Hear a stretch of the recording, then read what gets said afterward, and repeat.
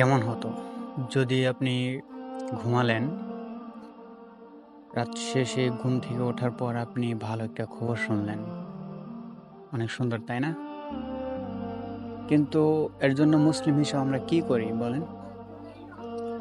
কেউ হয়তোবা ঘুমানোর সময় গুড নাইট, যার, যার ভাষায়, যার, যার সংস্কৃতিতে আমরা যেটা বলি সেগুলা বলে আমরা ঘুমিয়ে যাই। কিন্তু একজন মুসলিম হিসেবে আমরা কি আদতে তা করি? কখনোই না। অনেকেই করি মাশাআল্লাহ। কিন্তু অনেকেই করি না। তো একজন মুসলিম হিসেবে আমরা এটুকু তো করতেই পারি। সবসময় প্রত্যেকদিন ঘুমানোর সময় এই দোয়াটা পড়তেই পারি। তাসবিহুল আলা খৈর। দোয়াটির অর্থ হচ্ছে আপনি সুন্দর একটি খবর পেয়ে ঘুম থেকে জেগে উঠুন। কত সুন্দর, তাই না? সবাই ইনশাআল্লাহ দোয়াটি পড়ার চেষ্টা করবে ইনশাআল্লাহ।